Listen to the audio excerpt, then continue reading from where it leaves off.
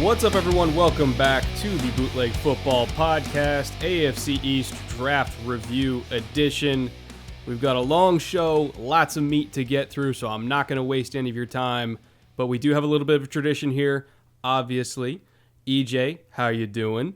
What are you drinking? How are you feeling about finally getting into this AFC East? I am good on all three counts. Feeling good.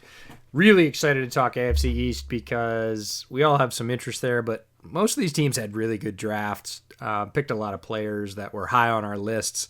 I think a lot of the fits are fascinating, really interesting. The additions to current stables in that division are going to be fascinating, and as always, it's going to make fascinating mashups for the interdivision rivalry stuff. But what am I drinking? I got a hold of a bottle of Pendleton 1910, which is their 12-year aged, and it's really nice. I had a little bit before tonight, couldn't wait. And it starts off a little buttery, a little bit warm, and then at the end it sort of reminds you that, you're still drinking whiskey, and if you don't like that, you should probably get to something else. But I enjoy that, and it's a nice balance. It doesn't happen in a harsh way. So, yeah, that's what I've got. How are you feeling, and what do you have? I feel like I'm in friggin' Twilight Zone because I'm drinking an ale tonight and you're drinking a whiskey. I've got the Red Trolley going, which is a staple of the Southern California rotation down here. If you're from the area, you probably know Red Trolley. You probably had a lot of Red Trolley. It's the flagship beer of the Carl Strauss Brewing Company. It is an Irish red ale, just super eminently drinkable. I mean, you've had delicious. It before. I mean, it's delicious. It's light. It's only like 5.8, but it is extremely crisp, and especially when it's just hotter than hell down here, it goes great on a nice warm summer night. So love Red Trolley.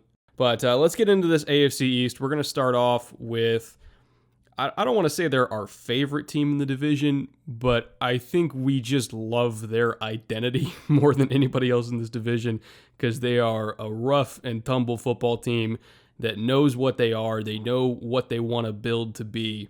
And I'll say that Brandon Beane has done a phenomenal job building this Bills roster. And I kind of want to list out all the picks that they made this year in the draft because it is very much to the Bills' identity.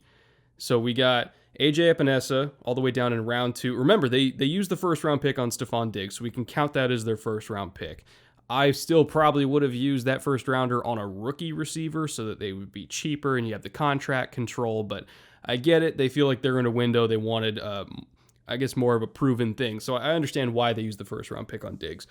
I don't really hate that at all. I would have done something different, but I don't hate it. But they come back at pick 54 in round 2. They get AJ Epinesa. Round 3 at 86, they get Zach Moss. Round 4 at pick 128, they get Gabriel Davis, wide receiver at UCF. Again, trying to get maybe a little bit younger at the position. Round 5, they pick up Jake Fromm from Georgia, who's basically just another Matt Barkley, who they already have. But round 6, they get Tyler Bass, kicker from Georgia Southern, who, I'll be honest, I didn't watch him. I don't really scout special teams players because I don't really know what to look for, but they got a kicker. Second sixth round pick, I should say, number 207 overall, Isaiah Hodgins, wide receiver out of Oregon State. And then round 7, they probably got their best value of the entire class in Dane Jackson, the corner out of Pitt. So EJ kind of looking from a holistic or I guess full field perspective in terms of their entire class, including Stephon Diggs, what sticks out the most to you? They certainly reloaded the wide receiver room. I think they wanted to do that with a young quarterback. They want to give him as many talented targets as they can. That's a great strategy. They bring in Zach Moss again to sort of meet that identity. And you talked about Brandon Beane and what he's doing. And I think it's really the sort of synergy between GM and coach, right? Brandon Beane and Sean McDermott seem very much on the same page about what they want this football team to be, and they've sort of held real steady on that.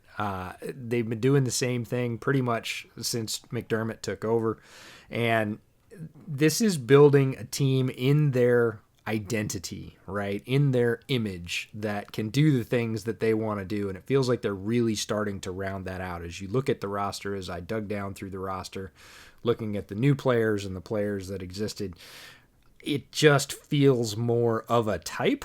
There was definitely that time where you were sort of in between tides, old regime, new regime, where there's a little bit of, oh, that guy's a leftover. Oh, that guy's the new Bills. Feels much more like they're of a piece now. And overall, their value is pretty good. I like a lot of the players they got. I really like a lot of the fits they created. We're going to talk about that. But starting right up top with AJ Epinesa, the Buffalo D-line, right? Listen to this. Listen to who's there now. The DEs, Mario Addison, Epinesa, Jerry Hughes, Trent Murphy, and they got Quentin Jefferson, who I'm very familiar with. He was a Seahawk and highly underrated. There were a lot of Seahawks fans that moaned when Q-Jeff, as they call him, left because he was underrated. He made more plays than his name, right? And then your DTs, Vernon Butler, Star Lutulele, Ed Oliver, Harrison Phillips, and Vincent Taylor, if you want to throw him in there. That 8 or 9 man rotation is nuts. It is, right? Wave after wave. And they're all tough. Again, they're all of a type, and they can all bring pressure. You can rotate them. You can mix them and match them. You got some very strong guys in the middle. You've got guys like Oliver who can penetrate. Harrison Phillips is the same way. You've got, maybe not sort of pure blowing speed off the edge. Jerry Hughes used to be that. I don't think he is anymore, but you got these big, tough guys on the edge that are definitely going to set the edge. Nothing's going to be easy against Buffalo in the trenches, and that's the way they want it. That feels very much in McDermott's image. So that D-line is I think when Epinesa went off the board, we looked at each other and said, Bill, born Bill. That's Came just out a of the Bill. womb, a Buffalo Bill. Yeah, is it just a really, really solid fit? And then, in the second round, they turn around and they grab Zach Moss, and he's going to back up Singletary. Singletary did, I liked Devin Singletary coming out last year, had a very good rookie season, definitely showed he's got some juice. We'll go into this year being the lead guy. But Moss brings a little more ground and pound and a really versatile game. And all of a sudden you look at that stable and you sort of, again, want to get a guy that's got some of the things that the guy you have doesn't have. And either one of those guys can be productive, but in slightly different ways. And again, they can rotate them in and out of the game depending on the situation and expect really solid production from both of them. I will say, I love the Zach Moss pick. I kind of want to jump a little bit to the decision they made at receiver. They took both Gabriel Davis and they took Isaiah Hodgins. I know we were kind of talking off air a little bit how you said you think that Hodgins could honestly take significant snaps away from Davis in terms of how you graded them. You felt like Hodgins, even though they got him 100 picks later, is just as good, if not better, of a player than Davis. To me, I would almost kind of say, like, if you flipped where they were picked, would you be okay with it? I wouldn't have any issue with it because I would probably say the same thing about Davis, man. What a great value down in round 6 to get Gabe Davis. Davis is a little bit more flashy down the outside, a little bit more. He made his money at UCF. If he made any money at UCF, he made his catches at UCF. Wink, down nudge, the sideline. Nudge. Yeah, he made his catches down the sideline for the most part. Goes, slants, sluggos. That's his route. That's where he really shone against smaller defensive backs, especially. Both these guys are big, 6'3" and 6'4", both well over 200 pounds. Hodgins was a little bit more, I felt like, effective all over the field. He's also a down the field receiver, slightly slower than Davis, but just a tick. And I felt like made more catches across the middle, in the short zone. Has great hands, nose for the end zone. So it feels like, either one of these guys, I don't want to call them interchangeable because they're not the same, but really just adds to that wide receiver room. They needed some new targets. Obviously, Diggs is the big get, and we obviously count him in this draft. He cost them the first-round pick, but look, you're getting Stephon Diggs. His contract is not terrible. It's not a rookie contract, but for an established star-performing receiver, he's not on a crazy pay scale.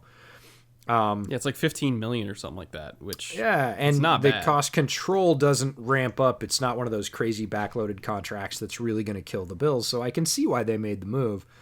Now, the top three are going to be Diggs, Brown, and Beasley in that order, and all three of those guys are returning and they're productive in this offense. But both of these guys could pick up some catches as rookies as the third or fourth receiver, some big catches, few big catches down the sideline I would expect, either for touchdowns or first downs. And suddenly your wide receiver core looks a lot more balanced. If you look at it with sort of just Brown and Beasley and without Diggs and or Davis and Hodgins, you start to understand that Brandon Beane was looking at his young quarterback and going, we have to do a little bit better for him, right? We have to fill that room out. And boy, did they. They got Diggs, an established option who is their instant number one. And then two guys that, if either one of them works out, look, you got one in the fourth and one in the sixth. That's a win from a draft standpoint. So I like what they did with the wide receiver room, and I bet Allen likes it a whole lot. Yeah, the thing that I felt they really needed the most was big bodies that could make contested catches, because they had a very, other than Duke last year, they had a very small receiving core that wasn't great at contested catches. And so I think now, because of the versatility of the size of Davis and Hodgins, and especially Hodgins' skill set, I think as the field shrinks and you get closer to the red zone, and obviously in the red zone, now you can swap out Brown and Beasley, put in Davis and Hodgins. That's where I think they're going to get most of their snaps, is down probably inside the 30-yard line, when fields get a little bit more compressed and size becomes a little bit more valuable of a trait. Like, I think you can stack Davis and Hodgins together and just kind of say, okay, go up and get it. Diggs is never going to leave the field, but those two young guys with their size, I think, can make a huge impact just for the red zone offense alone, which for Allen's development specifically, I think is going to be huge for him. So I think those two picks were very prudent for that reason. I still probably would have taken a hard look at trying to make a move for like a Denzel Mims when he slipped, and some of the other bigger name guys. But again, when you look at their overall haul with Epinesa and Moss, like it makes sense. I would have built it a slightly different way, but I don't think that their way was like bad at all. Like if anything, it's just kind of different philosophies. But I'm very intrigued to see how it works out. I think they got better as a team. And hopefully their fifth round pick, Jake Fromm, just never has to see the field, because I think that would be a good thing for them. Not because I don't like Fromm, but just because I want Allen to stay healthy. I'm a big fan of his, and just kind of seeing how far he's come. I don't necessarily think that he'll beat out Matt Barkley, but if neither him or Barkley ever see the field, I consider that a win for Buffalo. Yeah, I bet Fromm does beat out Barkley. Barkley's star has been fading for quite a few years. Fromm is very efficient. I mean, Fromm is what he is. The reason he fell to the fifth round is when people really dug into his tape. They saw the flash plays, they saw the great throws, they saw the sort of pinpoint accuracy, but they also saw the little bit the inconsistency. And for the most part, pushing it down the field is not his strength. So the one thing that Buffalo is going to have to be mindful of, especially if they play, in a northern stadium outdoors, is that, as you get later into the season, if Fromm does have to come in to replace Josh Allen, you are going to have to change the offense. You can't significantly. You can't ask Fromm to do the same things that Allen does. It's just not going to work. But I don't know. I think Fromm has a really solid chance to be QB2 in a hurry. All he has to beat is Barkley and Davis Webb. Like, that's not what I would call a high bar in terms of quarterbacking to overcome. And I think Fromm is a smart and efficient quarterback. I think he can be very accurate. And I think with all these targets, he could come in and run a version of the offense that would still be effective and keep the Bills moving. But I don't want to see Jake Fromm, in early December trying to throw passes in a snowstorm in Orchard Park deep down the field. I just don't think that's going to be his best life. Not at all. So I think he's a value. And, if, again, people were talking about Jake Fromm as, early in the process as a possible late first round quarterback, then it was the second round, then it was, hey, he's probably going to go in the third. That's where his value is. By the time we get to the draft, he goes all the way to the fifth. That's a value pick, right? You get a guy that's really experienced in the SEC. And I think, honestly, is better than your current two backups. And again, you get some cost control. Fifth rounder, he's not going to make any money. If he turns out to be good and be able to move the offense in the preseason, hey, it's that's great. That's a great value pick by Bean. Now, if they jumped and said we need him and pulled the trigger in the third, I don't like that so much. You get him in the fifth, and he's better than the guys you got on the bench, hit it. I mean, I guess if you look at it from the standpoint, the Howie Roseman standpoint, that's been kind of used to justify the Jalen Hurts pick, who we'll get to eventually, of you're only as good as your worst quarterback. If they feel like they can win games with him if the worst happens to Josh Allen, and they're right about that, then it justifies the pick. I think whether or not they win games with him heavily depends on where they play and what time of year it is, which kind of makes me a little bit antsy about the pick to begin with, but who knows? Pretty solid talent in the fifth round. It's again, in the third, I would quibble. I would say, look, you could have had X, you could have had Y. In the fifth, to get a guy that is a capable quarterback and can move an offense, again, a changed offense, not the same offense that your current starter runs, without some modification. But value-wise, I'm not going to throw any kind of peanuts at Brandon Bean for picking up what I think is a decent value in the fifth. If anything, I'd throw him a ticker tape parade for the value he got for Dane Jackson in the seventh, because there is no universe in which I thought he was going to be there that late. I don't think he should have. I think people got maybe swayed a little bit by his stature. He is not the stoutest guy. We talked to him. He was actually the first guy that we ever talked to at the Senior Bowl on Tuesday, media day. He was the first interview. I saw him over in the corner, and a lot of the bigger guys were busy or had big lines, and we were just kind of warming up. You were trying to shoot some film, and I said, let's go get him. And you're like, who's that? I was like, Dane Jackson, cornerback, Pittsburgh. Just trust me. Wait till he gets on the field. Okay. So we went over, we interviewed him. Very soft-spoken guy, very thoughtful. I asked him about his game versus Virginia, which was an all-out war. If you want to go back and watch just one of the most physical tapes from CFB last year, it was the entire Virginia team against the entire Pittsburgh team. Everybody, just huge hits in that game. But Jackson is a dog. He played outside. He is tough. He backs down from nobody. So I think the physical stature might get overrated. If you look at his game, very, very skilled corner. You sent me a clip Wednesday, the next day after practice, and your only comment was brew because he was breaking on a nice little comeback cut route and knocking the ball away. Just classic textbook kind of stuff. He does that all the time. And if he isn't playing solid minutes in Buffalo by midseason, I'd be really surprised. Really, the only player in front of him that he has to push is E.J. Gaines, who's back for his second stint in Buffalo. Played solidly his first time around there. And look, he's an experienced veteran, and nickel is a tough position to pick up in the pros. There's a lot more detail and nuance to it than there is at the college level, and you're always got a two-way break for the receiver. But Dane is very smart. Studies hard, has great physical skills. He's very quick. He's not huge, knows how to use his hands, gets his head around, very, very aggressive for his size. I think he's going to fit right in, and he's going to be able to be in that cornerback room and, look around at some of the other players who are well established and learn some really good habits from them. I think he's in a great spot. If he's not the fourth corner on the field for the Bills by midseason, and possibly even the third or the starter in nickel, which is the new base. Oh, he's going to start. I would be really surprised. Yeah.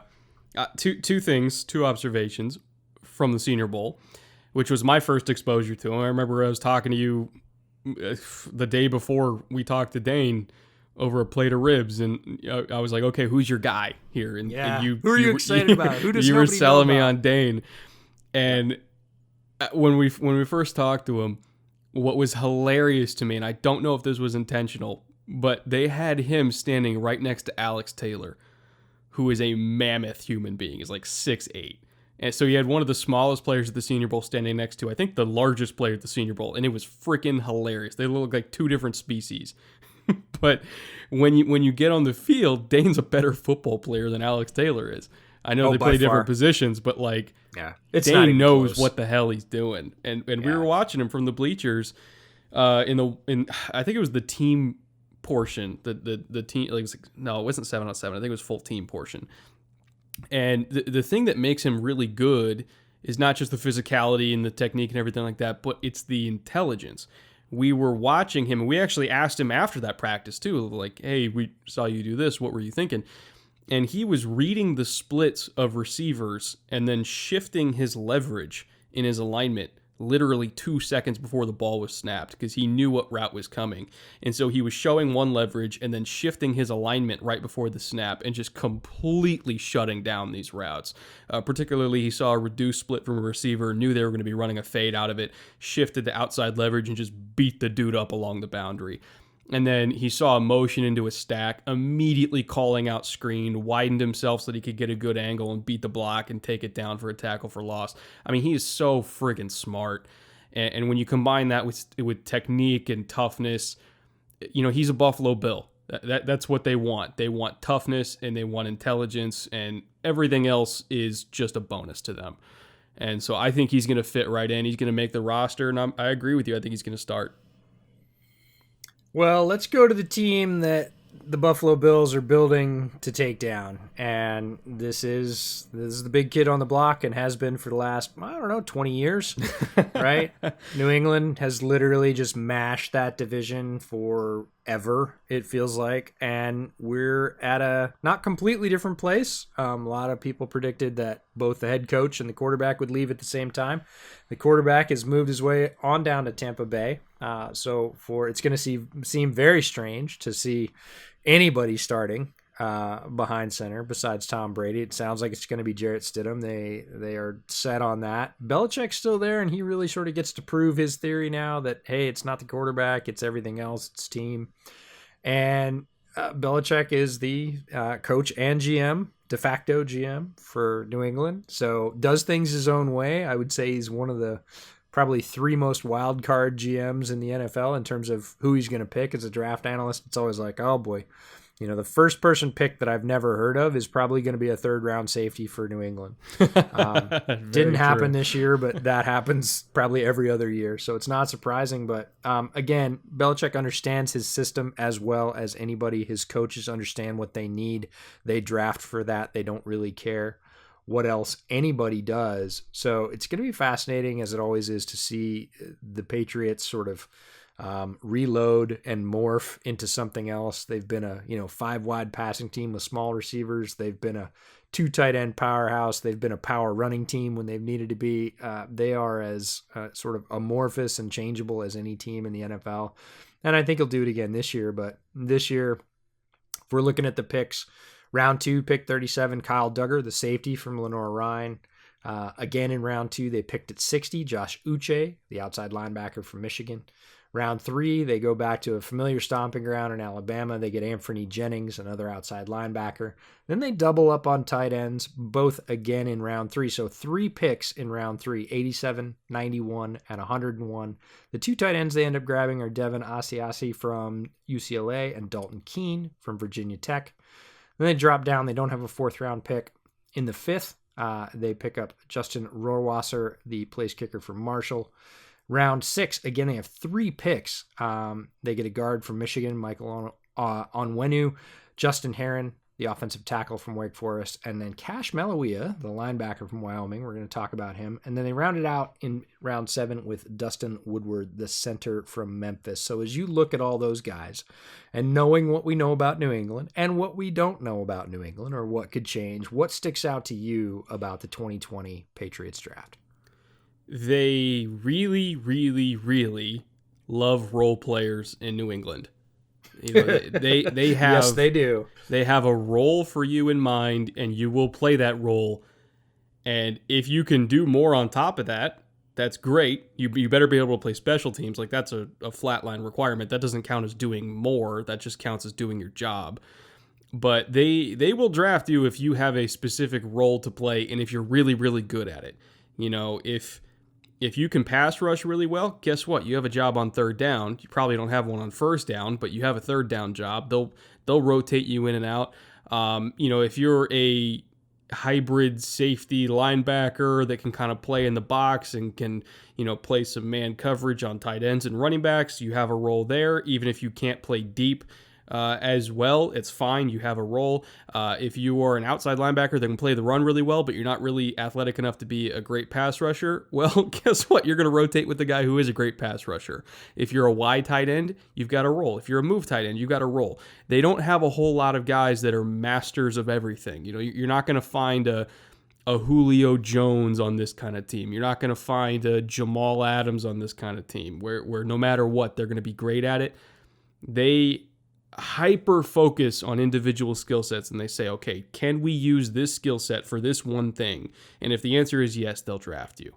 So when I look at Duggar and Uche, Duggar is like you were kind of mentioning multiple times throughout the pre-draft process. He's going to be like their kind of Patrick Chung, the box safety that can handle limited coverage assignments in terms of man ability on tight ends and running backs. He's not going to be one of those nickel safeties that you can put on slot receivers and expect them to be really, really good. He'll play the run. He's a downhill kind of guy. Is he super instinctive as a deep safety? No, but if he can be Patrick Chung, he has a role.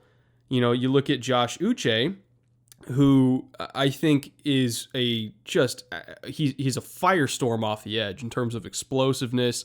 Jedrick Wills, who was a top 10 pick to the Browns, said that Uche was the best edge rusher that he played against all year, and that's saying something because he went against a lot of really good edge rushers. So, he's an exceptional athlete. He can cover a little bit, but he's not exactly the best run defender. Enter Anthony Jennings, who's not as good of a pass rusher, but is a better run defender. And so I think when I look at those first three defensive picks, they're all role players, but they are very good in those roles, which gives me confidence that they're going to be Patriots for a very long time. Yeah, I want to see how fast Duggar adapts mentally, because Belichick famously said you can't play with dumb safeties, and I am not calling Kyle Duggar dumb. Let's get that out of the way first. What I'm saying is going from Lenore-Ryan, not a huge school, to probably one of the defensive masterminds of ever. In the NFL, yeah. Right? He's going to have some learning to do. He's going to have a lot of learning to do. He's got a lot more to do, and he's got a lot more to process on his plate. And the quicker he can do that, the more successful he's going to be, because physically, look, he's a marvel. He is stacked. He's incredibly strong. He's very fast. When he moves, he's got click and close for a guy his size. He feels like a more athletic Patrick Chung, but what Patrick Chung does is not make mistakes in New England's defense, right? He is incredibly solid. He is always where he's supposed to be. That's why when he left, he came back, and Belichick was happy to have him for the second stint because he knew where Patrick Chung could be every play, right? And he could count on that, and he loves that. So if Duggar can match that part of Chung's game and bring the added athleticism, like you said, he'll be a Patriot for a very long time. Uche feels a little strange to me, not because I don't think that he fits, but physically he doesn't match that sort of bigger, heavier edge that New England has taken in the past. But what he does fit perfectly is that need for sort of versatility. You talked about single role players, but they do love to have players that they can do two things with, right? You can rush off the edge with speed, which Uche is, like you said, a blur. He's very quick off the edge. He's got probably as much juice as just about any edge rusher in this class in terms of pure speed. But he can also get down the field. He can turn that speed around and go backwards, which a lot of guys that play that position can't. And we saw him in coverage on, was it? It was KJ Hamler. Who runs it was Hamler. I was going to say Rager, but it was, yeah. It was KJ Hamler. He's like 35 yards down the field covering KJ Hamler, who runs a 4.3. Like that feels like something that Belichick saw. Classically, he'll take one play and say, look at this, and hide it away.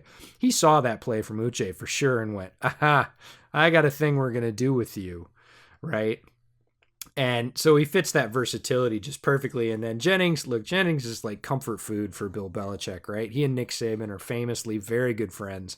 Loves to go back to the Alabama well when he can. And Jennings feels like that more classic, traditional New England edge backer pick that's heavier, like you said, better against the run. And he knows everything about him because he's coming from his buddy Nick Saban. So not surprised to see Anthony Jennings end up in New England. It's been a while since we saw the Patriots take 2 tight ends in a draft. Last time they did that was 2010. Both of those guys went on to make a pretty solid impact on the field, I'd say.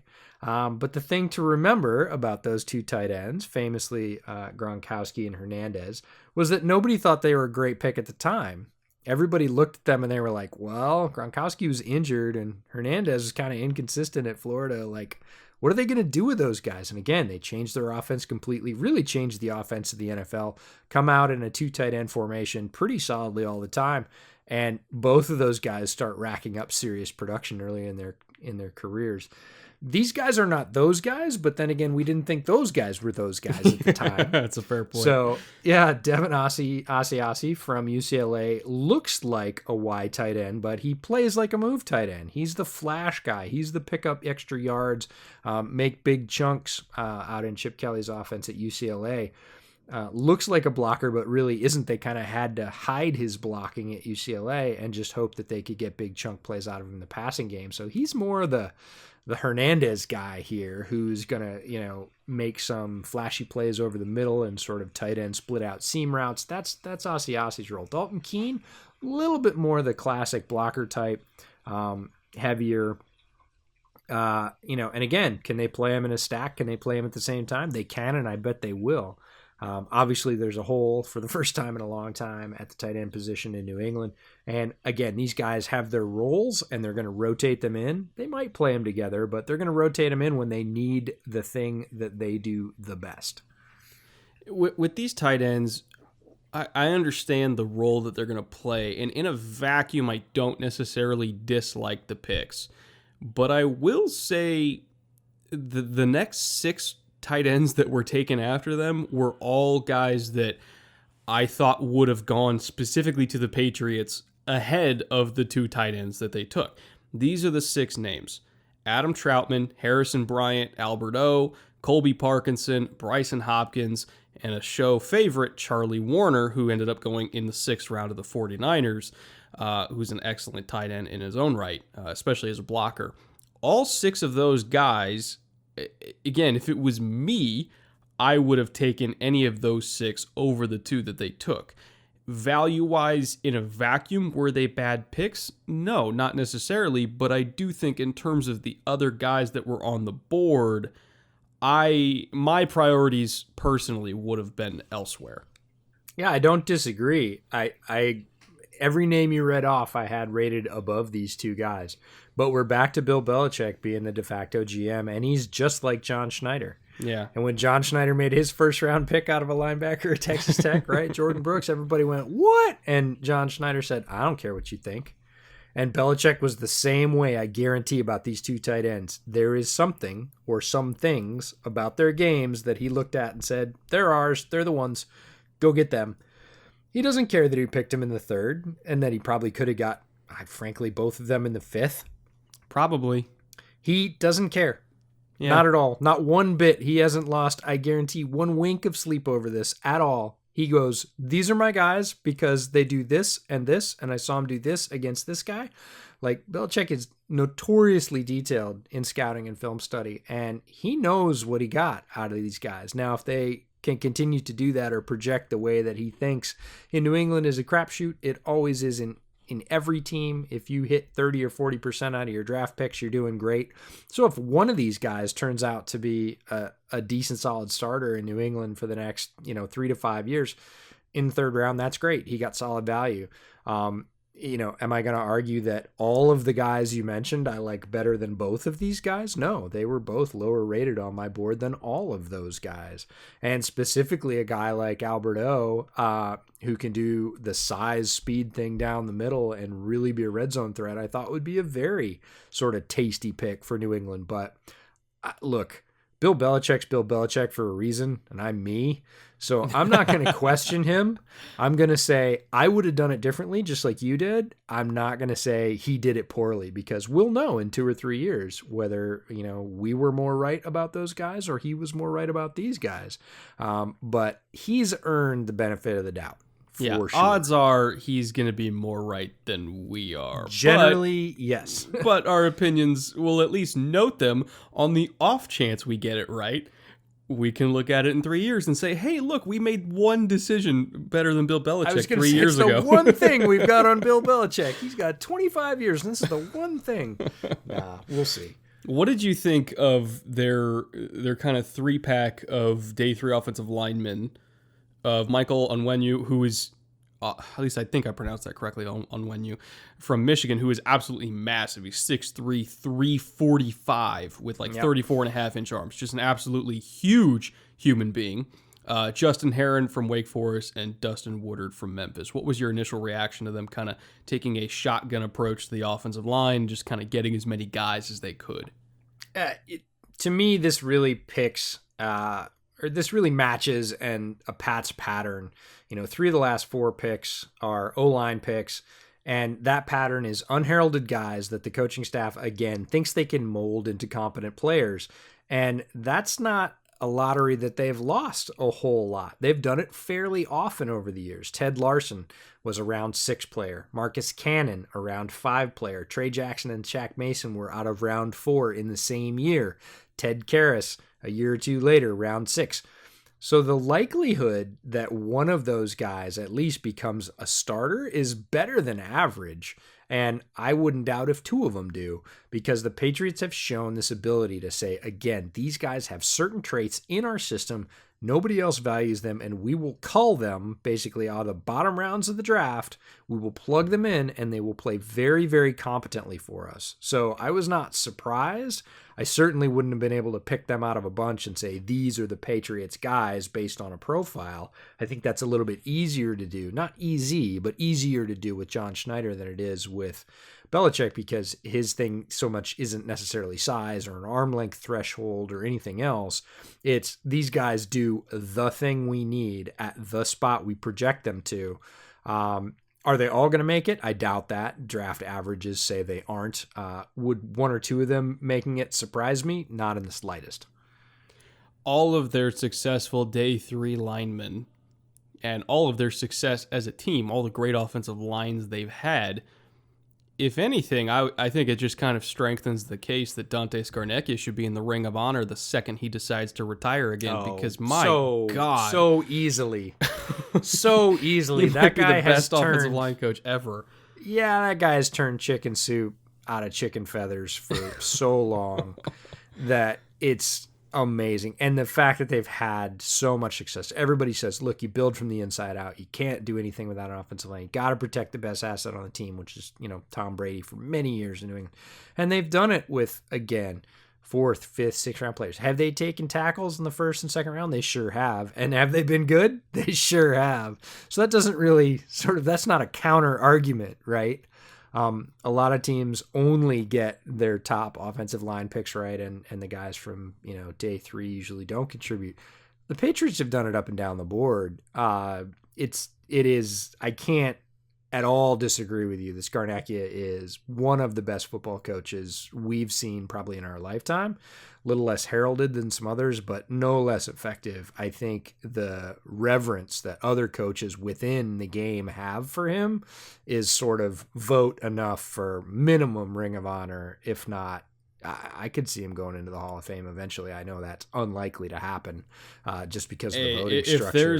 If there's a senior committee, like if there's ever an assistant coach, a lifelong assistant coach that would go in the Hall of Fame, it is Dante Scarnecchia, because everybody in the league knows how unbelievably good he is. So if there's one in the history of the sport that would make it, it's him. Yeah. But there is one more guy we want to talk about with this Patriots class. I kind of skipped over him on purpose because I wanted to highlight him specifically. That was round 6, pick 204, Cash Maluia. I know. I always screw that up. That's right. He was the other Wyoming linebacker. And I will say, when you watch Logan Wilson, who went early 3rd round, I think, to Cincinnati, who I think for both of us was a top 3 linebacker in this class, inarguably. When you were watching him, every once in a while, a huge splash play would be made where this dude is just click, close, huge tackle for loss, blowing up screens. blowing up the run, and you're like, oh, okay, I guess they just highlighted the wrong guy before the play. And it's like, oh, no, that was the other one. That was Cash Maluia. They didn't make a mistake. Like, they just have two really good linebackers in Wyoming. And to see him go in round 6, again, when we think about this role player mentality in New England, to me, I'm not saying he's Jamie Collins, but I think he can play that kind of role for them as just a really athletic, instinctive inside linebacker who flies to the ball. And when the table is set for him by everybody around him, he can clean it up. Yeah, I like Maluia. He flashed a few times. I made the same kind of notes watching Logan Wilson that you did. Hey, was that him? No, it was the other guy. Okay. Well, there's something there. And to me, it really reminded me of Brock Coyle coming out of Montana the year Jordan Tripp was coming out, 2014. Everybody was watching Jordan Tripp. Jordan Tripp was super athletic, had a lot of eyes on him. And I would be watching Jordan Tripp tape, and they a lot of times being, Montana tape wasn't highlighted in the same way that like the SEC tape was. The player wasn't surrounded by a little yellow circle before the play started, that kind of thing. And I'd say, oh, and I'd look and I'd say, oh, that's not his number. Oh, that's Coyle, right? And Coyle ends up going undrafted, signing with the Seahawks, carving out himself, a really fine career. Ended up playing for the 49ers for the last several seasons, largely on special teams and as a backup, but like a very solid linebacker. Retired last year due to injury, but the very same thing. Very high profile, Jordan Tripp versus, Logan Wilson. But hey, there's this other guy. Maluia, flash plays, opportunistic around the ball, decent hands. Very tough kid, comes from Compton, California. Really very fast, like you said, speed increase, and already has special teams experience. That is a great pick for down in the 6th round, right? Get a guy that's fast, has special teams experience, is tough, is versatile, can play a little bit of the pass, definitely plays the run in the short zone out to the sides very, very well. Physical, which you always have to be if you're going to be a Patriot. Like, that guy's making the roster. Like, he's from Compton? Yep. How the hell did he end up at Wyoming? I don't know his recruiting story, but no, he's from Compton, California. So, because Oregon is all over the LA schools. Oregon, and quite frankly, like USC, right? USC, strong traditional linebackers, like literally next door to Compton. And he ends up playing at Wyoming. I don't know if he wasn't highly recruited. Don't know if he was injured. Don't know what the story was in terms of why he ended up at Wyoming, or if he just wasn't very big and got bigger when he got there. Very solidly built guy. But look, Cash Maluia he's going to make the Patriots roster. I would be stunned. I would actually be fairly stunned if he was on the practice squad. Like, I think he's making the 53. I don't think they would risk that. Well, I think they would. He's a 6th round pick, and he's the second linebacker out of Wyoming. Like, not that many guys are going to... because again, if you're going to pick him off the practice squad, you got to give him a starter 53. I think that would be a safe bet. I'm not saying it wouldn't be a good roster decision. He feels all the world to me like a Patriot. So, I'd be really surprised if he wasn't on the starting 53, because he's versatile, he's tough, he's fast. He plays special teams already, which, like you said, isn't part of your extra job at the Patriots. It's part of your core job. It just feels like a perfect Patriots pick for me. But yeah, overall, the class was a very Patriots-esque class, and I really, really like what they did. Yeah, not dissimilar from the Bills, right? It feels very much like their identity. It's not the same identity as the Bills are building, but again, they did things their way, lined up the players that fit their system. And again, New England has done that traditionally as well as anybody in the NFL. Yeah. I will say, though, that when I look at the Patriots class and I try to compare it to their arch rivals, the Jets class, man, not only do I think the Jets had maybe the best draft in this whole division, they had one of the best drafts in the entire league. They, from top to bottom, just listen to these names. It's absolutely ridiculous. So round 1, Mekhi Becton. Round 2, Denzel Mims. Round 3, Ashton Davis. Another round 3, Jabari Zuniga. And then they got a 3 pair of 4th rounders in LaMichael Pirine, James Morgan, and Cam Clark. And then round 5, Bryce Hall. I mean, come on. And then you round it off with Braden Mann, arguably the best punter in the country, in round 6 out of Punter U, Texas A&M. There's no bad picks in this whole class. Like, not even any questionable picks, in my opinion. Like, it's absurd how good this class is. Yeah, they went. Joe Douglas did a great job with this class, and I don't know that Jets fans are really used to their class being great, solid, and of good value top to bottom. Certainly hasn't been the case prior to Joe Douglas being there. So they're getting used to it now, though, and starts off at the top with Becton, who is massive. You did a bunch of film work on him. He's not just massive, though, right? And we won't even talk about his dad, who's also massive from the draft coverage, right? Yeah, talk about a bloodline. My God. Yeah, we know where he comes from, but he's not. He doesn't just win with size. Look, he is destructive physically. He is a big dude, biggest tackle in this class, and he's a monster that way alone. But he doesn't win with that alone. He has good technique. He has good mobility. Even at that size, he is. I don't think they thought they were going to get him. I think they're incredibly happy that they did, because they got a really good one. He could end up playing for a long time on the edge for the Jets. I thought there was a legitimate chance he would have gone at 4 to the Giants, and I wouldn't have hated it. Nope. So to get him at 11, a potential top 5 kind of guy, to get him at 11 is pretty insane. And remember, when I did the full Jets review on my YouTube channel, I kind of dug a little bit more into it, but people kind of talk about him being a raw pass protector. He's not raw. Like, this I isn't. don't think so. This isn't Greg Robinson. Like, No. He was average in his technique at Louisville. He wasn't bad. But this whole offseason, he's been working with Duke Manyweather, who is one of the, if not the best, I guess you can call him a private offensive line coach. I mean, he's the guy that works with Lane Johnson and Mitchell Schwartz and Trent Brown every Guru offseason. is appropriate for Guru. Manyweather. Yeah, I mean, he is a phenomenal coach who has a clientele that is just littered with Pro Bowlers and All-Pros. And so if Becton is his latest pupil, when you combine that with his natural talent, and the kid's just a really hard worker in general, like, I think he's going to be a really, really special player. He's probably be the best offensive lineman they've had since when they had Mangold and Brick in their primes. I think they got in the same first round class, if I remember correctly. I think they got Mangold and DeBrickshaw in the same year, in the same first round, but I'll have to double check that. But he'll be the best offensive lineman they've had since that. So I guess a decade, or at least damn close to it. He's exactly what Sam Darnold needs, and man, hats off to them for landing him at 11, not having to give up any extra assets. And speaking of things that Sam Darnold needs, by the way, Denzel Mims, pick 59. Can you explain that one to me? Because I don't know that I can, especially after the Senior Bowl. Before the Senior Bowl, that felt about right. Middle of the second round, I think was, that was probably the top where people thought Mims was going to go prior to the Senior Bowl. Shows up at the Senior Bowl, obviously has great size. They're already familiar with his tape. Tenacious blocker, one of my favorite things about Denzel Mims. Knew he had really good speed, and he just massacres people with routes, size, speed, physicality, blocking.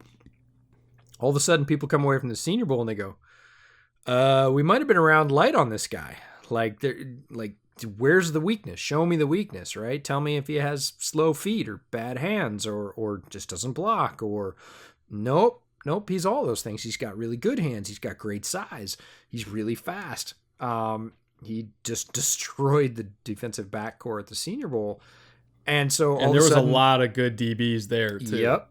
And all of a sudden, first round talk, middle first round. Oh, he's not going to last past 15. Oh, he's not going to last past 25. Right. And, it cooled a little bit. I'm not exactly sure why. You look at the receivers that went ahead of him for the most part, and you go, okay, look, it was a historic wide receiver class, and I can see why they went. They tended to go a little bit later, like CeeDee Lamb, who we'll talk about a little bit later, ended up going 17. Like, he was, again, a potential top 10 pick. So not different than Becton in the same way. But I don't really know why he ends up in the second round, but I know the Jets are jumping for joy because Robbie Anderson, who is their large speed target, ran a lot of their deep middle stuff, is gone. He's ended up in Carolina, and Mims is going to slide right into the majority of taking over his targets right away. I believe that right now, and I think Sam Darnold is probably as happy as a clam that the first 2 picks were a big blindside protector and another big fast wide receiver. I'm sure he wasn't happy when Anderson left town. They had a relationship in terms of being on the field and making a connection. If he can make that kind of connection with Mims very quickly, I don't think they're going to miss a beat. Denzel Mims, I think, is probably even a little bit more talented than Robbie Anderson. So, if anything, yes, there's a rookie bump for him to get up to speed, but overall, I think it's probably an upgrade. Yeah, I mean, having a receiving core of Mims, Jamison Crowder, and Brashad Perriman, is it like ideal? Maybe not, but it's better than they had last year. Yeah, I think it's an improvement. And I think Mims, if Mims hits the ceiling that I think you and I think he has, then that's looking like a pretty damn good receiving trio. I do want to kind of level expectations here because, again, he's going to be a rookie wide receiver on an average-ish football team without an actual offseason. So do I think he's going to come out the gate and be ultra productive? Probably not. Like, this is some of the most difficult circumstances that rookies have had to deal with in quite some time. He's not going to be in the same kind of shape that most rookies will be in because you can't train right now. He's not going to have the same grasp on the playbook because there's no real offseason. Like, I don't think he's going to come out and put up Terry McLaurin numbers, but in a couple of years, considering his physical talent and I think the level of polish that he has coming out of Baylor, like, he's going to be really, really, really damn good. So I think maybe just considering everything going on right now, this isn't a pick that's going to pay off in 2020, but I think it's definitely going to pay off in 2021 and 2022, which, considering the trajectory of where the Jets are going, I think is kind of what they're shooting for. Maybe they're not building for a playoff run this year, but they're definitely building for one in the year after. Yeah, is this the part where we can whisper out loud about Sam Darnold getting a pass that he really shouldn't have? Are you talking for his 3rd year? Sam Darnold just gets a lot of credit and not near as much scrutiny as some folks that he is very statistically significantly near, right? His performance does not match the sort of level of pass that he gets in general from a national standpoint in the media. He is not that good, right? Again, he's got potential and he hasn't been surrounded by a ton of talent. And yes, those are legitimate arguments, but there might be the argument that Denzel Mims's development is going to be hindered a little bit by the fact that the guy throwing him the ball is not certainly not a top 3rd passer. And if you look at a lot of statistics, not even a middle 3rd passer. Right? He's a bottom 3rd passer, and you can say that's due to his surroundings or his coaching, and I wouldn't necessarily argue with you, but Darnold gets a pretty big pass. Well, let's lose some fans real quick and have you throw your hat into the Josh Allen versus Sam Darnold debate. Who's the one you want? Gosh. Let's get some Jets fans to turn off the podcast. Yeah, no, it's really, that's a great question. We could do an entire podcast on that, and maybe we should. I want to say let's not go too far into the weeds there, but based on last year, which is the best you can do, I might say Allen, and there is no way I would have said that pre-draft for Allen. I was not a big Josh Allen supporter. I'm on record as saying so. I also have my mea culpa to Josh on record saying he has progressed more and more quickly than I thought he would or could. But honestly, with what they did last year, I don't think it's that close. I think you take Allen over Darnold. I am very curious to see what happens this year now that I think Darnold has a little bit more support behind him. Mm-hmm. I would consider myself a Darnold apologist because of my pre-draft grade on him. Maybe I'm making a mistake. Maybe I'm making a mistake by sticking with it. I'm one of the people that gives him a pass because of just how awful the roster was. And so I'm waiting one more year and just I'm hoping to see what I thought I was going to see because there are certainly quarterbacks that have made do with less and played better. I certainly remember, like, I did a film room episode on that game, that disastrous game against the Patriots last year with all the turnovers and everything like that. And I kind of dove into the quote-unquote seeing ghosts thing and what the Patriots were doing to them. And it was stuff that, honestly, a lot of young quarterbacks would struggle with. But there's a lot of young quarterbacks that don't struggle with it, like Deshaun Watson and Pat Mahomes, Mahomes, he'll have his moments against stuff like that, but he's a hell of a lot better against all those rotations and zero blitzes and stuff than Darnold was. So I'm holding out hope that I can see what I thought I was going to see, and now that he has Mims, now that he has Becton, maybe we'll see it. But I mean, this is like the last year. This is it. You sound like a desperate man, Brett. But let's kind of keep it rolling because I do want to talk about a phenomenal pick that the Jets made in the third round. Again, this guy only fell. I want to stress this. He only fell because of this virus and teams not being able to bring him in to examine his, I think it was a groin injury, if I remember correctly. And the fact that he couldn't get medical rechecks after the combine really tanked him. We saw a lot of guys go later than they should have because of the lack of medical rechecks. He was one of them. He was my top graded safety in this class, overall safety. In terms of pure free safeties, Grant Delpit I had rated higher. But Ashton Davis in the third round at pick 68 was just downright thievery. And I think you've made a good point that whether it's safety or corner, doesn't matter. He's going to see the field. Yeah, and I think actually the Jets would be smart to do a little bit of positionless defense with him and even just put him on a man that they care about. Because, look, the Jets have a good safety tandem already, and Davis is a very quality player, probably better, I would say, than most folks they're going to pull out in the nickel role. And prior to the draft, we did our 10 defensive gems episode, and I said, why wouldn't you play Ashton Davis at corner? He has cornerback skills. His coverage in man down the field, his speed, his size, his smarts, his recognition. We talked about that with Dane Jackson. Ashton Davis is another guy that is a noted film hound, understands pre-snap what's happening. You see that on the field at Cal. He's moving guys around. No, get over there. It's going to go this way, right? He gets all that stuff. So if I was the Jets, I absolutely would, right? I'd take their two existing safeties and I would line up Davis in the slot and say, just take this guy out of the play, right? I think that's a probably easier starting role than, again, safety, which is, a very heady position in the NFL, and there's lots to learn. I don't think it's above his head at all, but a very physically skilled player, good size, great reads, very, very fast and fluid. One of the best man coverage safeties deep, especially in this draft. Again, round 3, you can call it a value, you can call it theft. Both are probably accurate. The idea of him pairing with Jamal Adams long-term, that could be a scary safety tandem. Again, their current safety tandem already good. This just adds to the sort of more prevalent, you can call it dime, you can call it heavy nickel, whatever, 3 safety rotation. Nick Saban's made famous at Alabama.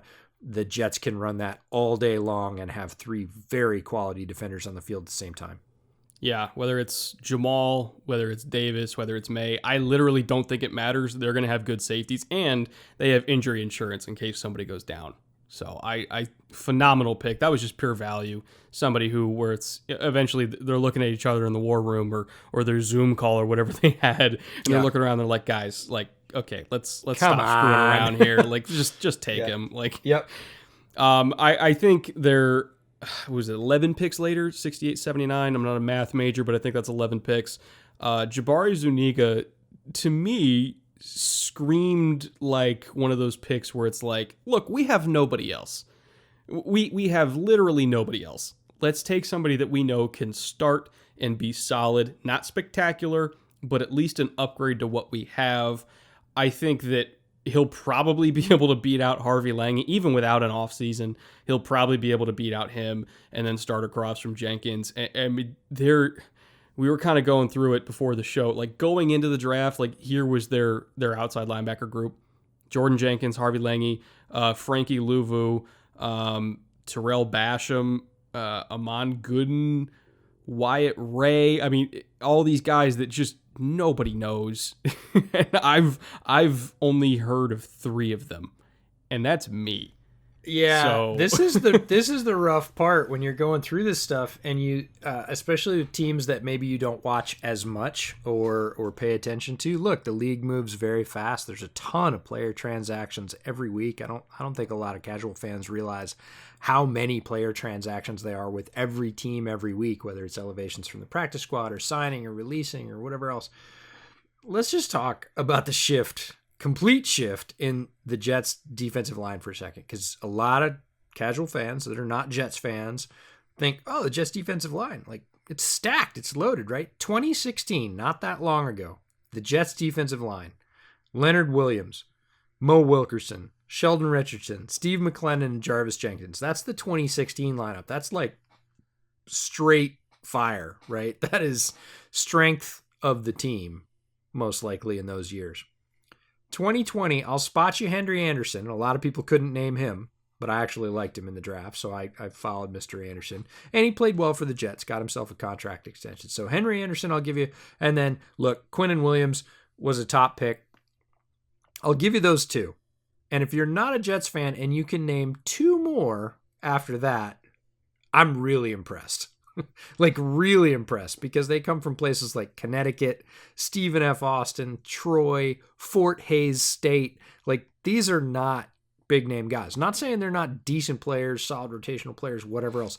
But a guy like Jabari Zuniga that we saw, I actually liked him better than the guy your team got, right? Than his cohort at Florida, Grenard. yeah, Right? A lot of agree with people that. were high on Grenard. I actually liked Zuniga's game more. I thought he was more stable, more solid, held the edge better. He's bigger. And honestly, I thought his pass rush showed more potential. Did he get home as much as Grenard? No, Grenard made more flashy plays than Zuniga did. But I like Zuniga as a very, like you said, solid player. And if you look at who he's trying to displace, you know, we always talk about path to playing time, right? His path to playing time on the current Jets defensive line, not the Jets defensive line that everybody thinks is there, is really good. Like, I The can path see is him a beating, 5-lane highway. Yeah. I mean, you can just walk down the middle. yeah, He's it's going an to start. open door as much as there ever is for a rookie coming into the NFL. So I like the Zuniga pick. I know a lot of Jets fans might have thought, oh, it's a little early. And there's, again, the kind of other guy syndrome. Oh, this guy was still on the board. This guy was still on the board. I don't think it's a bad pick at all. I think he could be a really solid contributor. Again, solid. Is he going to come in and set rookie sack records? He's not. Is he going to come in, do his role, and probably earn some decent playing time as a rookie, as a rotational guy on that line? I bet he is. He's a very solid football player. The one thing, or I should say the one guy who got picked after him in a similar role that I'm kind of like, okay, maybe I know where you're going. is Terrell Lewis. Mm-hmm. You know, that's the one where I'm like, okay, maybe there was a medical flag. I don't know. Yeah. Well, that was the but- knock on Lewis coming in, is that he wasn't healthy. And again, you mentioned it. In this particular climate, medical rechecks kind of tough. If they had any question after the combine, the recheck was pretty limited because this whole COVID situation came on. And, you know, if you had any concerns about that, like, is he more talented? I think he is more talented than Zuniga if you just go straight up and say they're both healthy. But again, teams are going to go with the sure thing. Douglas, right down the middle of the fairway with this one, right? Yeah, so I it makes sense from that standpoint. There are other, well, not other. I forgot Zuniga was a third-round pick, but when they go into the fourth round, they had 3 fourth-rounders, and they started off with LaMichael Pirine and James Morgan, who I don't anticipate would ever be starters for this team unless something really bad happened, particularly to Le'Veon Bell and Sam Darnold. As big of, I don't want to say you have a problem with Sam Darnold, as not confident in Darnold as you are, I would still probably start him over James Morgan 10 times out of 10. Wouldn't you agree?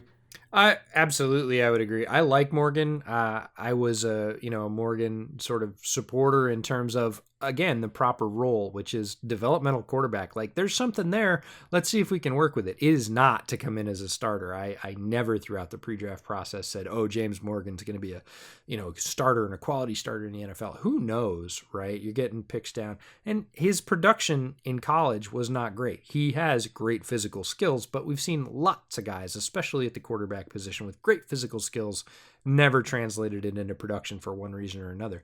Now, I think he's got a chance. Is that a chance to be a sort of, legitimate threat to Sam Darnold's starting career? For Jets fans, I would hope not, is what I would say. That would represent a major shift in the organizational thinking. But LaMichael Pirine, again, second straight pick out of Florida for the Jets, or right after Jabari Zuniga. And he's got a really, again, his path is starting, right? Like Le'Veon Bell is the number one for sure, but he ran for under 800 yards last year. Like, most people wouldn't say that. If you say, hey, how many yards did Le'Veon Bell have for the Jets last year? They'd be like, I don't know, 900,000 something. No, he had 798, right? So he's the number one, but, I would hope he does better than that this year for sure. Frank Gore has joined the team, the bionic Frank Gore, the cyborg Frank Gore. He keeps on being solid. He's well into his 30s, but that has to stop at some point, right? He can only be so special. And if that happens quickly, the next most productive running back still on the roster after Le'Veon Bell from last year for the Jets is Josh Adams, and he had a whopping 12 yards last year. Yikes. So Pirine could be number 3 really quickly, like immediately. And if Gore stumbles or starts to show his age, he could be number 2 behind Le'Veon Bell really quickly. Again, not a guy that's going to start, but a good value pick in the 4th for a very solid running back who has I would say, a versatile skill set. I really liked him as a 4th-round pick because he's one of those jack of all trades, master of none type backs, where I think if you have a special starting running back like Le'Veon Bell, again, I'm kind of a Le'Veon Bell apologist.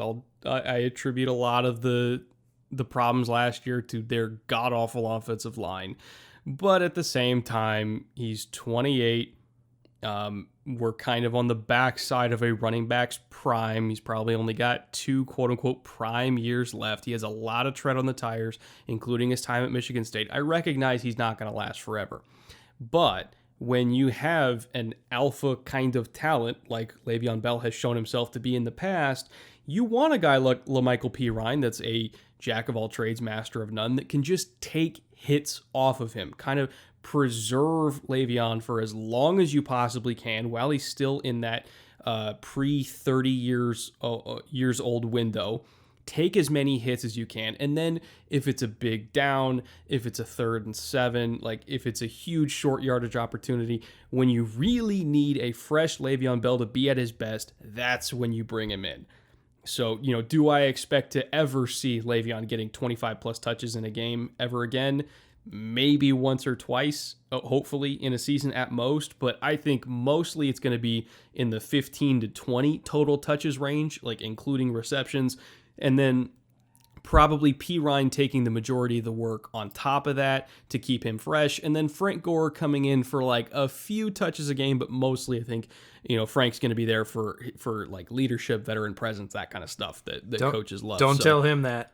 I mean, I would never tell that to his face, but that's probably why he has a job right now, is just because of his legendary work ethic and leadership and all that kind of stuff, and the knowledge. He was productive for the Bills last year. I mean, same division. He understands how to do this. And we keep saying, we've been saying for 5 years, Frank Gore's going to drop off.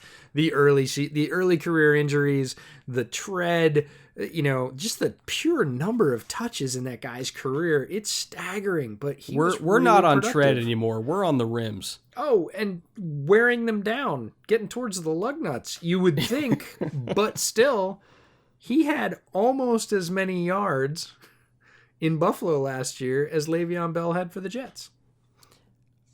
Which probably speaks to the Bills' offensive line. Sure, it's not that much better than the Jets, but it's just Frank Gore is amazing. That's where we're going with that. Yeah, I mean, first ballot Hall of Famer to me, but at the same time, he's 30. What now? We keep saying it. But he keeps putting it up. I just think you bring in a guy like Pirine, soak up all the punishment for these other older backs, and then let the older backs make plays when they need to. Yeah, and I think that's a good strategy. Yeah. What did you think about their other 4th-round pick, Cam Clark from I think he's got Charlotte? potential. He's, a lot of people have him penciled in at guard. He played tackle at Charlotte. He definitely shows physical potential, and I would say a little bit more technique than some guys you mentioned earlier, who are, physically gifted tackles, but went very late for a reason because they just don't have it figured out yet. Cam Clark is closer, and he'll probably kick inside to guard. I think he could be one of those guys that you're going to get in the later rounds that especially could play on the interior offensive line for a while. They might give him a shot at tackle. I don't know if they will. I bet they're going to push him inside to guard, and I'm not opposed to that. I think he's going to be a productive player, much like the guys we talked about for the Patriots who got drafted in the later rounds who are going to be serviceable starters. I could see him sliding right into that role. I thought it was a good value pick in the 4th. He wouldn't have lasted much longer because he was one of those solidly middle tier linemen that, again, we talked about that being on our live stream, the sweet spot, 3rd, 4th, especially 4th round for guards. And he went in the 4th. Again, not surprising. Yeah, and I mean, it's not like there's a a lack of availability in terms of jobs there on the Jets offensive line. I mean, I think it's kind of looking at the depth chart right now. Let me pull it up. So it is Mekhi Becton, Alex Lewis, which is probably like the 2 most entrenched starters, I would say. Mm-hmm. Chuma Edoga, I think, had his moments, but he's still highly inconsistent. I think jury's still out on him. Like, he's still young. He was a rookie last year, and he has some talent, so it's possible he evolves into a good starter, but it was very inconsistent. I'll just say that. Brian Winters, he's been there forever, but I think Clark can push him for a starting job at right guard, and then Connor McGovern at center is probably still going to be center for them, starting center for them, but I think Clark can push either Winters or McGovern to be a starter at either one of those spots. Or, I mean, maybe they want to try him at right tackle first and then kick him inside if they wanted to push Edoga. Either way, everything from McGovern on over, I think, is up for grabs. And you have a guy like Cam Clark with positional flexibility. I think you try to get him on the field whatever way you can, and just wherever he sticks, he sticks. Yeah, his path to playing time looks pretty good as well. And if that seems to be a theme with this draft, right, is even the guys, with the exception of Morgan, later on down, Zuniga, P. Ryan, and Cam Clark, they're not here to be starters, but they could be starters pretty quickly. And that'd be a great value proposition for the Jets. Speaking of value propositions, this is the one. Yep. Round 5. Bryce Hall, cornerback from Virginia. Now, Bryce Hall, in my mind, is a borderline first-round talent. Again, had an injury, but was well healed. He had his injury early in the season. But again, current COVID crisis, lack of medical rechecks. Do not let, this is my personal, I implore everybody listening to this, do not let the fact that Bryce Hall went in the 5th round make you ever believe that Bryce Hall was a 5th round talent. Nope. Like, Bryce Hall is a 1st round, bottom of the 1st round, easily, solidly top of the 2nd, starting outside corner in the NFL. Period. Great size, great instincts, physical, mashes routes, not slow, right? Just has everything you're looking for in a starting boundary corner, and slides to the 5th, and the Jets look very, very sharp for saying, we're not going to argue about this one. Kind of like Mims, kind of like Davis. You know what this Jets draft's starting to remind me of? And we've already talked about this team in one of our previous previews. The teams that wait, right? Yes. The teams Ravens, that don't go hunting, right? And it's not surprising given Joe Douglas's pedigree, right? That he learned how to wait. And they waited in this draft. They waited at 11, and Mekhi Becton was there. They come to pick 59, and Denzel Mims is still there. They come to 68, Ashton Davis is still there, right? Zuniga is probably the first one where you go, okay, you took him at or slightly above his typical projected value. But the first 3, they just waited. And in round 5, they look around. Is this right? Right? Is this thing on? Is Bryce Hall still on the board? Yeah, pick Bryce Hall in the 5th freaking round. They just waited, and because of it, they had a very successful draft. So this may sound sacrilegious to you, but I agree. We're talking late first round, high second round talent, big corner with feet that can move. I mean, how many, 6'1", 6'2" kind of size corners do you see that can play off coverage and do it well, or play press and also have ball skills and play the run? A little bit older. But in terms of my comp for him, again, might sound sacrilegious, but you know who else was a similar size, similar skill set, and was picked at 35th overall, top of the second round? Peanut. It's damn close. No, I don't find that sacrilegious at all. I found myself, especially his ability to smother a receiver physically. I mean, physically smother them down the outside boundary. I found myself saying that was Tillman-esque, right? That was Tillman versus Megatron. That was, Yep. Very physical. Again, Tillman, not the fastest guy, but concentrated very hard on technique, was extremely notably physical. And no, I don't think that's sacrilegious at all. Is he Peanut Tillman? No. I think in some ways, in pure pass coverage, he might, now this is going to be sacrilegious to my fellow Bears fans, he might even be, I think he is ahead of where Tillman was coming out, right? He is more advanced as a pure pass defender than Tillman was coming out. I'm not saying the Ring of Honor Tillman as he retired as a Bear, because he continued to develop throughout his career. One of my favorite things about Charles Tillman is that he, continued to get better. He continued to work hard. He never was a player that rested on his laurels. But coming out, if you ask me about pass coverage skills in Tillman or Hall, like Hall, clearly more refined in a wider variety of sets and techniques. So again, if he can find that thing that made Tillman special, which was that he never sort of quit learning, developing, finding new ways to win. If he can do that and he's starting from a place that's higher, as long as he can stay healthy, man, that is, I think everybody's going to look back on that pick very quickly and be like, oh, why did we wait? Right? It's going to be Eddie Jackson all over again. He gets my Eddie Jackson Memorial Award for this year's draft. And I actually called that like 3 months before the draft in a tweet. I will pull it up for anybody that wants receipts. I said, mark it down right now. Bryce Hall is going to be the guy that, and we didn't have any idea that COVID was coming, but he's going to be the guy that loses a little bit of visibility in the pre-draft process because he's not fully healed yet. That's going to drop him down. He's not going to probably run at the combine.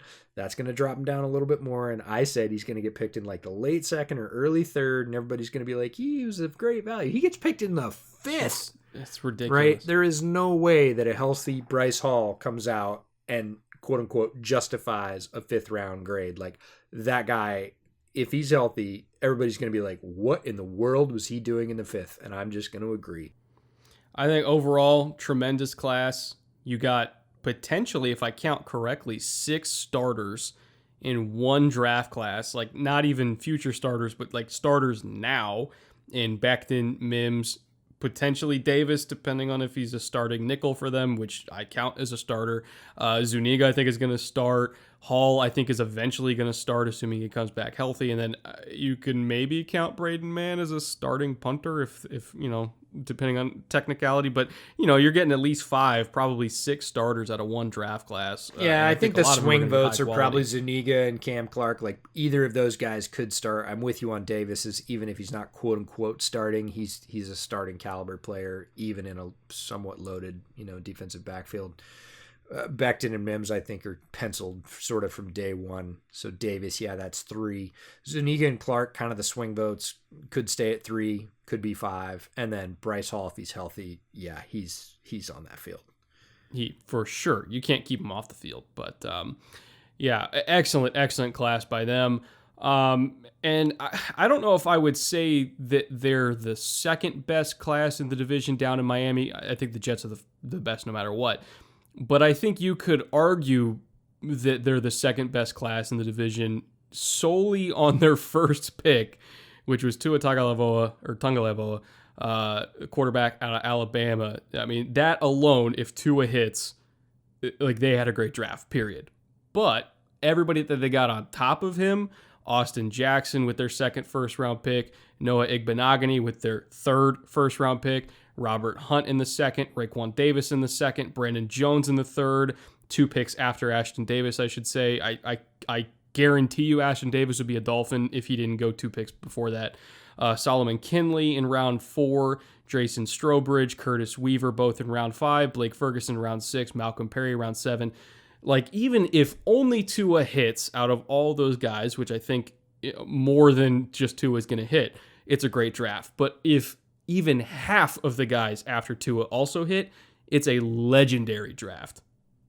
Yeah, it's a franchise-changing selection, and it always is. We talked about this with drafting quarterbacks up high for anybody. If Tua succeeds, it's a great draft. If Tua fails, it's not a great draft, and I don't care who else hits, and I think a lot of these other guys will hit. But the parallels of Tua joining the Dolphins 14 years after Drew Brees had a chance to, right? Famously, Brees could have gone to the Dolphins or the Saints. He ended up at the Saints. Culpepper goes to the Dolphins. And the reason that's so interesting is because a lot of people throughout the pre-draft process have compared Tua to Drew Brees. And here he is, hopefully a franchise-changing pick, joining the same team 14 years later and seeing if he can do the same thing to resurrect the Dolphins from their current state of mediocrity or worse that Drew Brees did for the Saints and take them to heights where, he becomes the all-time NFL passing leader. He takes them to a Super Bowl, just sort of revitalizes New Orleans in a lot of ways.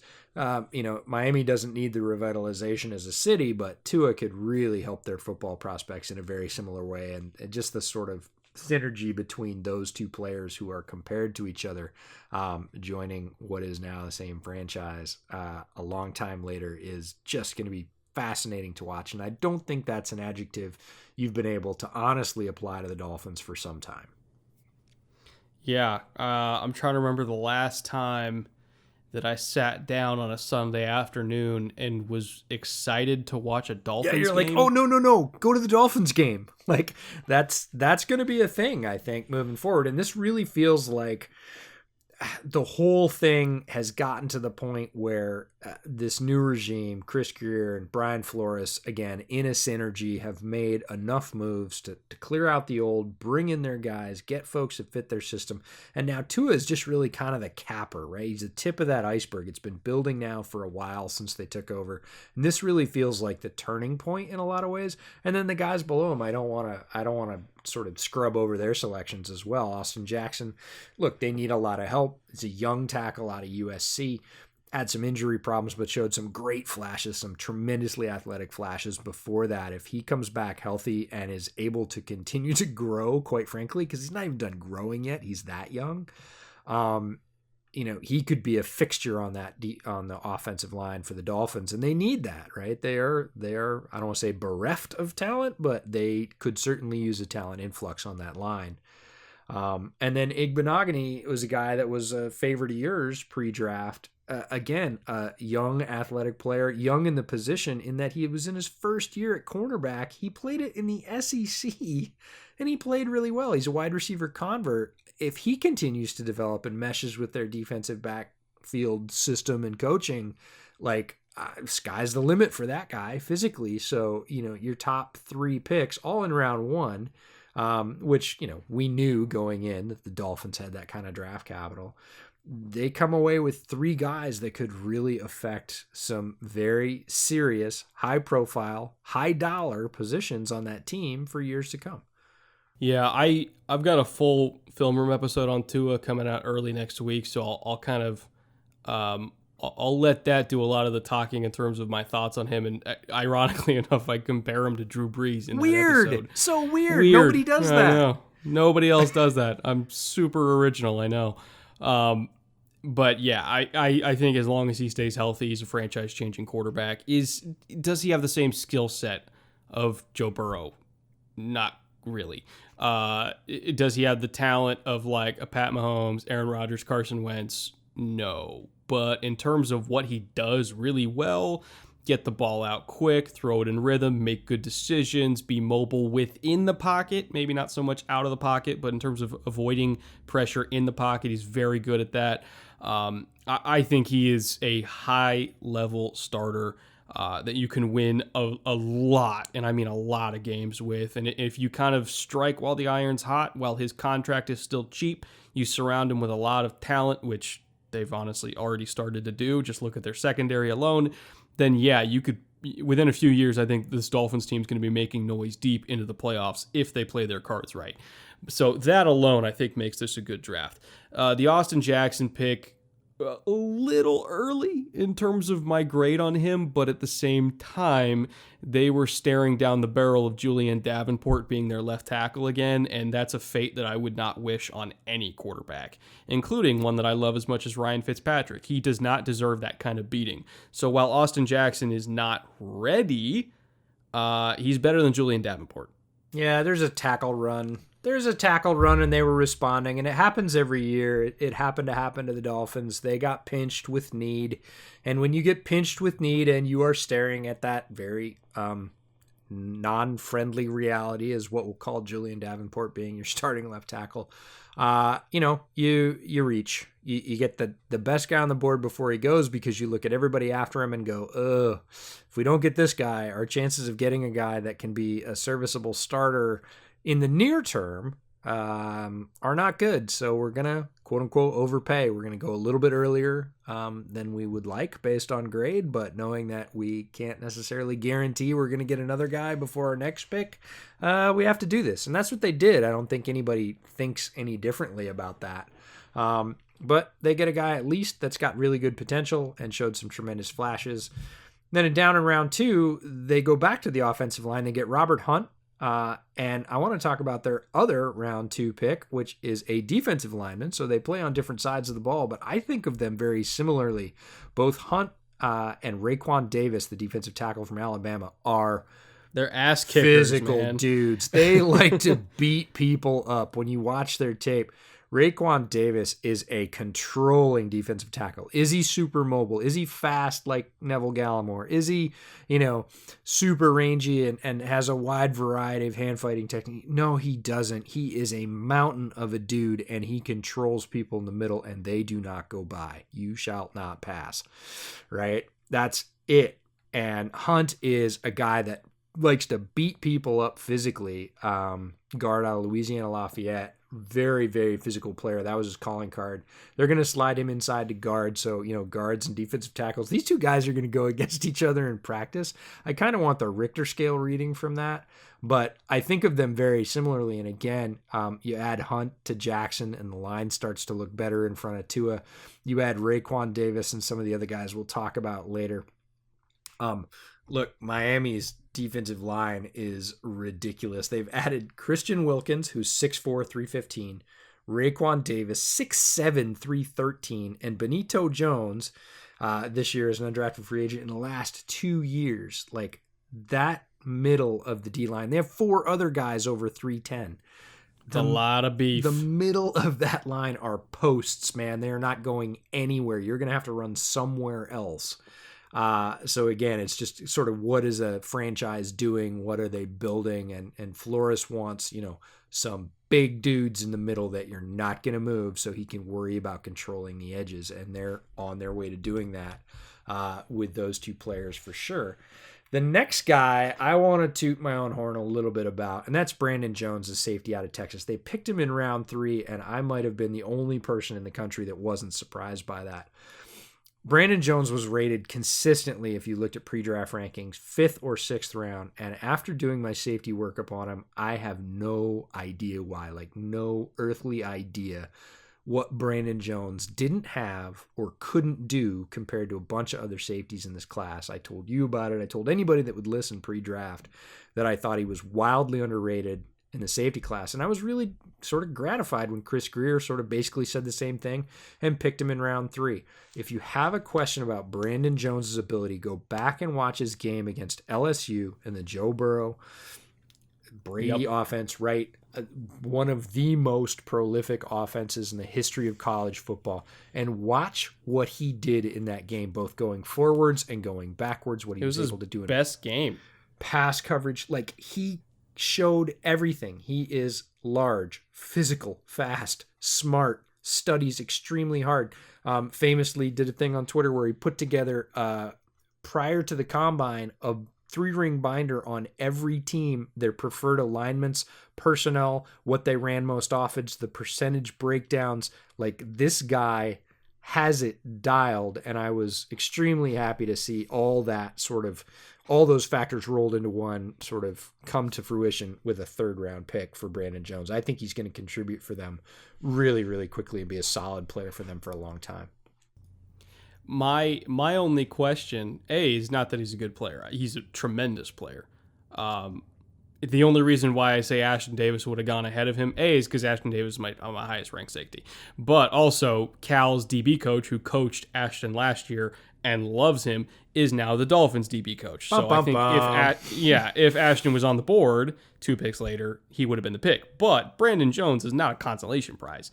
He's just a really damn good player where they're like, okay, well, our first safety is gone, but our 3rd safety's there, so let's take him anyway, because they're both really damn good players. And we just lost a safety. We need to replace those snaps, and this guy can come in and do it fairly quickly. Again, safety, a notoriously difficult position to pick up in the college to pro transition. I think Brandon Jones has as good a shot, based on the well-roundedness of his game, to do that as anybody in this draft. And he can play high. He can play in the box. He can play a little bit of dime linebacker for you. He can play a little bit of nickel for you. Like, he's a very versatile guy. Is he elite at any one thing? No, but the versatility is what Flores loves about him, is that he can move him around like they wanted to move Minka around. But Brandon Jones is actually willing to do that. Minka famously said that he didn't want to have to kind of play 5 different positions and fluctuate his weight all over the place depending on the matchup for that week. Whereas Brandon Jones, I don't think they're really going to ask him to fluctuate weight. I wouldn't know of any if I were them. He's very effective at the weight he plays at. Nice balance between power and speed. But I do think that he's more willing to kind of be that all over the place kind of defensive weapon for them, playing free safety, playing strong safety, playing nickel, playing dime linebacker, whatever they want him to do, he'll do. And when you combine that with Xavier Howard, with Byron Jones, with Noah Igbenogany, God, I'm always going to screw that name up, 3 extremely talented press corners, and Igbenogany in particular is going to be their nickel, but he's a very physical nickel that plays the run extremely well, which if you're a team like Miami that runs a lot of corner force looks, like, you need a nickel that can tackle out in space and allow the front 7 to just kind of attack in the middle and make splash plays in the backfield. But he also plays press really, really well from the slot. So it's going to be tough for a lot of these kind of bigger slot receivers around the league to get much done against him because he beats people up. So again, you look at all 3 of these physical press man corners with a versatile safety like Brandon Jones. Eric Rowe, they have at strong safety. Bobby McCain, they have at free safety. I think Jones can beat either one of them out for one of those roles. This is a very, very, very talented secondary to go with just waves upon waves upon waves in the front 7 with Jones and Davis and Strobridge and Lawson and Gottschall and Wilkins, and I guess you can throw Vince Beagle in there too. Yep. Kyle Van Noy is there. Raekwon Weaver's there now. There's a million of them. Like, the front 7's like 20 guys deep. It's crazy. And so I look at this defense and I'm finally starting to see, maybe this sounds weird to say, but I'm starting to see the Patriots, which I think is what they've been trying for all along. Yeah, when you look at the guys they added this offseason, and again, let's just talk about folks they can throw in waves against opposing offenses. Maybe none of these guys have, few of these guys besides Van Noy have lived up to their potential, but Shaq Lawson, Manuel Ogba, Vince Beagle, Raekwon McMillan, Kyle Van Noy. You add in Jason Strobridge, who's a very versatile guy we ended up seeing at the Senior Bowl, and people were like, well, is he a DE or an edge? Well, he was playing edge at the Senior Bowl, but he played DE at North Carolina. Again, there's that versatility. Curtis Weaver, a lot of people looked at his shape at Boise State and said, he's a little too short and squat, but he had production. So you just throw these guys in there and they almost fit perfectly, right? It's like all the same guy. You're looking at somebody that you can just toss in there for 5 plays and say, go do your thing. And then, you rotate the guy next to him 2 plays later and say, go do 5 plays and do your thing. And you just keep doing that on both sides and stacking them and moving them around, asking them to go forward and backward, depending on their strength. And look, Northern teams in September, when it's still hot, going to Miami, forget it. You've got 8 or 9 guys who you're just going to be able to sort of throw against the offensive line like a wall in waves, and they're going to get through. And then you've got those stalwarts we talked about inside, plugging everything up and just beating people. All of a sudden, that sounds like a Patriots defense, right? 3 big, solid guys in the middle who don't give up and are real physical. And then this just complete variety of sort of edge players, hybrid outside strong backers, whatever you want to call them. It doesn't really matter. And the Dolphins are starting to look a lot like that.